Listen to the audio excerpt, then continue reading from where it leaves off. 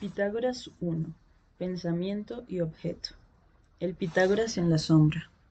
Hubo una persona llamada Pitágoras que vivió y murió alrededor de 570 al 495 a.C., pero se sabe muy poco de él, o quizás se sabe un montón sobre él, pero la mayor parte seguramente falsa, porque el rastro documental está repleto de contradicciones. Combina lo sublime, lo ridículo, lo increíble y lo simplemente estrafalario. Se dijo que Pitágoras, que era hijo de Apolo, que tenía un muslo de oro y que brillaba. Quizás defendía el vegetarianismo y quizás no. Entre sus dichos más notorios está el mandato de no comer alubias, porque las alubias tienen alma. Sin embargo, varias fuentes cercanas en el tiempo niegan de manera explícita que dijera o creyera nada parecido. Más fiable resulta que Pitágoras creyera en la transmigración de las almas y que lo enseñara. Hay varias historias, todas dudosas ciertamente, que parecen corroborarlo. Según Aulogelio, Pitágoras recordaba 4 de sus vidas pasadas, entre ellas la que pasó con un bello cortesano llamado Alco. Genófanes cuenta que Pitágoras, al oír los aullidos de un perro que estaba recibiendo una paliza, se apresuró a detenerla, asegurando que había reconocido la voz de un amigo fallecido. Pitágoras también, como haría San Francisco siglos después, predicaba a los animales. La Enciclopedia de Stanford de Filosofía, un recurso en línea gratis y extremadamente valioso, lo resume así. La imagen moderna y popular de Pitágoras es la de un maestro de las matemáticas y la ciencia. Las evidencias cercanas a su época muestran que, sin embargo, aunque Pitágoras fue famoso en sus días e incluso 150 años después, la época de Platón y Aristóteles no era en la matemática ni en la ciencia en lo que basaba su fama.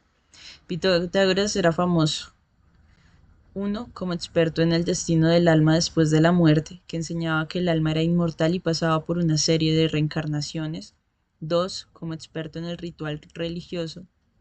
3, como un remedio milagroso que tenía un muslo de oro y podía estar en 2 sitios a la vez. 4, como fundador de un estilo de vida estricto que preconizaba restricciones dietéticas y una autodisciplina rigurosa. Unas cuantas cosas parecen claras. El Pitágoras histórico nació en la isla griega de Samos. Viajó mucho y se convirtió en el inspirador y fundador de un movimiento religioso inusual. Su culto floreció brevemente en Crotona, sur de Italia, y desarrolló sucursales en otros lugares antes de ser reprimido en todas partes. Los pitagóricos formaban sociedades secretas y en ellas se centraba la vida de los iniciados. Estas comunidades, que incluían tanto hombres como mujeres, proclamaban una especie de misticismo intelectual que a la mayoría de sus contemporáneos les parecía maravilloso, pero extraño y amenazador. Su visión del mundo se centraba en la veneración de los números y en la armonía musical, que según ellos reflejaba la estructura profunda de la realidad. Como veremos, algo de razón tenía. El Pitágoras real. Aquí está de nuevo la enciclopedia Stanford.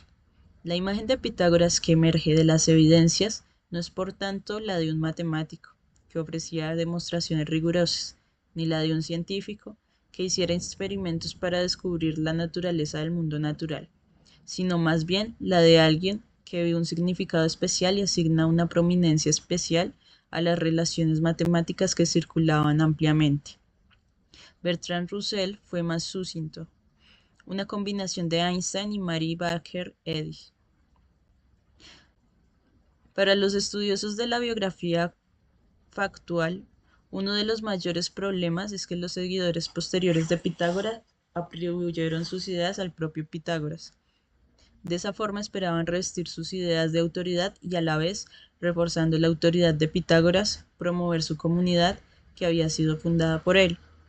De esta forma, unos magníficos descubrimientos en diferentes campos de las matemáticas, la física y la música, así como un inspirador misticismo, una filosofía seminal y una moralidad pura fueron todos representados como el legado de una sola figura casi divina. Esta figura formidable es, para nosotros, el Pitágoras real. No es del todo inadecuado atribuir al histórico Pitágoras en la sombra de algún mérito del Pitágoras real. porque los grandes logros del segundo en matemáticas y ciencia surgieron en la forma de vida que él inspiró primero y que la comunidad que fundó. Los lectores inclinados a ellos pueden trazar paralelos con las diferentes carreras de la vida y, después de ella, de otras grandes figuras religiosas. Gracias a Rafael, sabemos qué aspecto tenía Pitágoras real. En la lámina B se le representa profundamente concentrado en escribir en un gran libro rodeado de admiradores. Todas las cosas son número. Es difícil distinguir lo que está escribiendo Pitágoras, pero me gusta fantasear que es alguna versión de su credo más fundamental. Todas las cosas son número. También es difícil saber a cuánta distancia en el tiempo y el espacio, qué es exactamente lo que Pitágoras quería decir con eso. Así que tenemos que usar la imaginación. El teorema de Pitágoras. Para empezar, Pitágoras estaba poderosamente impresionado por el teorema de Pitágoras, tanto que, cuando lo descubrió, en un notable desliz de su vegetarianismo, ofreció una catombe, el sacrificio ritual de 100 bueyes seguido de una fiesta, a las musas, a modo de agradecimiento. ¿A qué tanto alboroto? El teorema de Pitágoras es una afirmación sobre los triángulos rectángulos, es decir, triángulos que contienen un ángulo de 90 grados, o en otras palabras, una esquina de un cuadrado. El teorema dice que, si levantas cuadrados sobre tres lados del triángulo, la suma de las áreas de los dos cuadrados pequeños equivale al área del cuadrado grande. Un ejemplo clásico es el triángulo rectángulo, 3, 4, 5, que se muestra en la figura 1. Figura 1. El triángulo rectángulo 3, 4, 5, un caso simple del teorema de Pitágoras. Las áreas de los dos cuadrados pequeños son 3 elevado al cuadrado igual a 9 y 4 elevado al cuadrado igual a 16, como podemos ver en el espíritu pitagórico contando las subunidades. El área del cuadrado mayor es 5 elevado al cuadrado igual a 25. Y verificamos que 9 más 16 igual a 25. El teorema de Pitágoras ahora nos resulta familiar a la mayoría de la gente, aunque solo sea como un vago recuerdo de las clases de geometría del colegio. Pero si escuchas su mensaje como si volvieras a empezar con los oídos de Pitágoras, por decirlo así, te das cuenta de que lo que dice es totalmente deslumbrante. Te dice que la geometría de los objetos incorpora relaciones numéricas ocultas. Te dice, en otras palabras, que el número describe, si no todas las cosas, al menos si algo muy importante sobre la realidad física, en concreto los tamaños y las formas de los objetos que moran en ella. Más tarde, en esta reflexión, trataremos con unos conceptos mucho más avanzados y sofisticados y tendré que recurrir a metáforas y analogías para transmitir su significado. La alegría especial que uno encuentra en el pensamiento matemático preciso cuando los conceptos definidos con nitidez encajan juntos a la perfección, se pierde con la traducción. Pero aquí tenemos la oportunidad de experimentar esa alegría especial. Parte de la magia del teorema de Pitágoras es que uno puede demostrarlo con una preparación mínima. Las mejores demostraciones son inolvidables y su recuerdo perdura toda la vida. Han inspirado a Aldous Huxley y a Albert Einstein, por no mencionar a Pitágoras, y espero que te inspiren a ti. La demostración de Guido. Así de simple. Eso es lo que dice Guido, el joven héroe del relato de Aldous Huxley y el joven Arquímedes, cuando describe su demostración del teorema de Pitágoras. La demostración de Guido se basa en las formas representadas en la lámina C.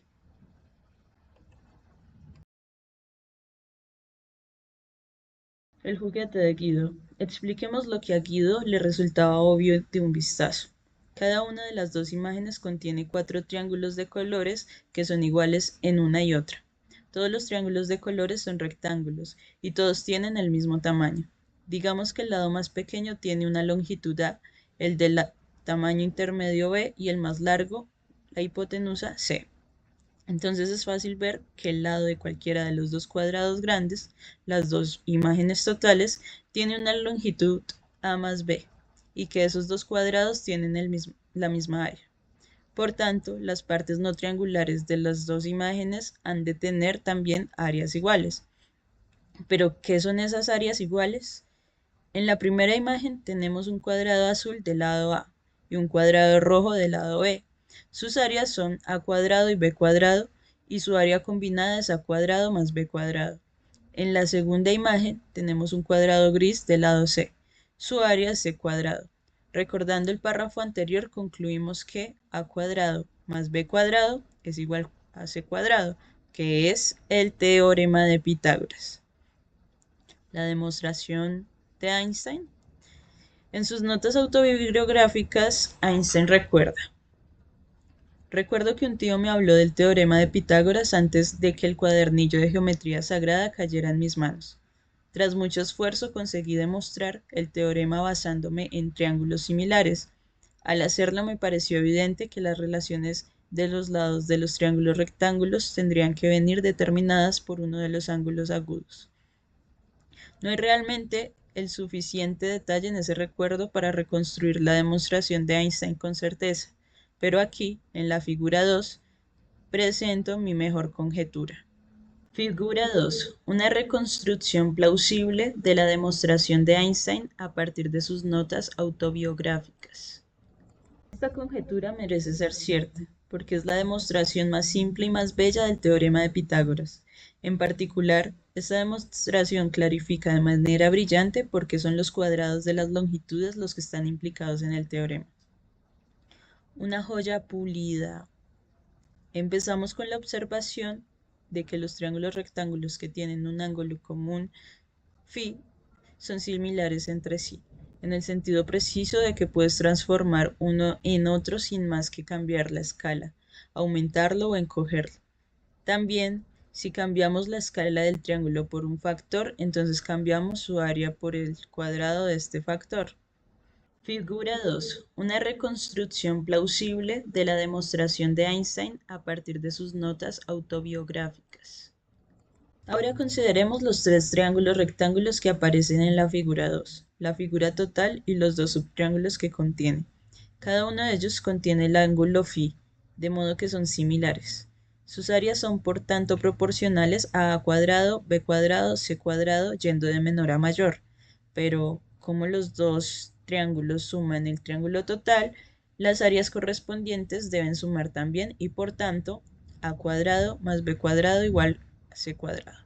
El teorema de Pitágoras salta de repente. Una bella ironía. Supone una bella ironía que el teorema de Pitágoras se pueda usar para socavar su propia doctrina de que todas las cosas son número. Ese resultado escandaloso es el único resultado de la escuela pitagórica que no se atribuyó a Pitágoras, sino a su pupilo Hipaso. Poco después de su descubrimiento, Hipaso se ahogó en el mar. Si su muerte debe atribuirse a la ira de los dioses o a la de los pitagóricos es objeto de debate. El razonamiento de Hipaso es muy inteligente, pero no demasiado complicado. Demos un paseo por él. Consideremos un triángulo rectángulo isósceles, es decir, con los dos catetos iguales. En otras palabras, A igual a B. El teorema de Pitágoras nos dice que 2 por A cuadrado igual a C cuadrado. Ahora supongamos que las longitudes A y C son números enteros. Si todas las cosas son números, más vale que lo sean, pero hallaremos que eso es imposible. Si tanto A como C son números pares, podemos considerar un triángulo similar de la mitad de tamaño, y podemos seguir reduciéndolo hasta que alcanzamos un triángulo donde al menos uno de los dos, AC, es impar. Pero, sea cual sea nuestra elección, llegamos a una contradicción. Primero supongamos que C es impar, entonces también lo es C cuadrado, pero 2 por A cuadrado igual a C cuadrado es obviamente par, puesto que contiene un factor 2. De modo que no podemos tener 2 por A cuadrado igual a C cuadrado, como nos dice el teorema de Pitágoras. Contradicción. Alternativamente, supongamos que C es par. Digamos que C es igual a 2 por P. Entonces, C cuadrado igual a 4 por P cuadrado. Entonces el teorema de Pitágoras nos dice, después de dividir ambos lados de la ecuación por 2, que A cuadrado igual a 2 por P cuadrados, y por tanto A no puede ser impar. Por el mismo razonamiento que antes, contradicción. Así que todas las cosas no pueden ser números enteros. Después de todo, no puede haber un átomo de longitud tal que todas las posibles longitudes sean múltiplos enteros de la longitud de ese átomo. A los pitagóricos no parece habérseles ocurrido que se pueda extraer una conclusión diferente, salvando así en todas las cosas son números. Después de todo, se puede imaginar un mundo en el que el espacio se construye a partir de muchos átomos idénticos. De hecho, mis amigos Ed Fredkin y Stephen Wolfman defienden modelos de nuestro mundo basados en autómatas celulares, que tienen exactamente esa propiedad. Y la pantalla de tu ordenador, basada en átomos de luz a los que llamamos píxeles, demuestran así que puede parecer muy realista. Lógicamente, la conclusión correcta que debe extraerse es que en ese mundo no se puede construir triángulos rectos y isósceles exactos. Algo tiene que ir ligeramente mal. O bien el ángulo recto no tiene exactamente 90 grados, o bien los dos lados cortos no son exactamente iguales. O, como en la pantalla del ordenador, los lados de tus triángulos no serán exactamente rectos. Esta no es la opción que eligieron los matemáticos griegos. En su lugar consideraron la geometría en su forma continua más atractiva, donde permitimos coexistir los ángulos rectos exactos y la igualdad exacta de los lados. Esta es también la opción que se ha demostrado más fructífera para la física, como aprenderemos de Newton. Para hacerlo, tuvieron que dar prioridad a la geometría sobre la aritmética, porque como hemos visto, los números enteros son inadecuados para escribir incluso las figuras geométricas más simples, así que abandonaron la letra, aunque no el espíritu de todas las cosas son números. Pensamiento y objeto. Aunque la verdadera esencia del credo de Pitágoras no es la afirmación literal de que el mundo debe encarnar en números enteros, sino la convicción optimista de que el mundo debería encarnar conceptos bellos. La lección por la que Hipaso pagó con su vida es que debemos estar dispuestos a aprender de la naturaleza cuáles son esos conceptos. En esta empresa, la humildad es obligatoria. La geometría no es menos bella que la aritmética. De hecho, resulta apropiada de una forma más natural a nuestros cerebros altamente visuales, y la mayoría de la gente la prefiere. Y la geometría no es menos conceptual ni un mundo de la mente menos puro que la aritmética. Gran parte de la matemática de los antiguos griegos, epitomizada por los elementos de Euclides, se dedicó a mostrar exactamente eso, que la geometría es un sistema de la lógica. A medida que progresamos en nuestra reflexión, hallaremos que la naturaleza es inventiva en su lenguaje. La naturaleza amplía nuestra imaginación con nuevos tipos de números, nuevos tipos de geometría e incluso en el mundo cuántico, nuevos tipos de lógica.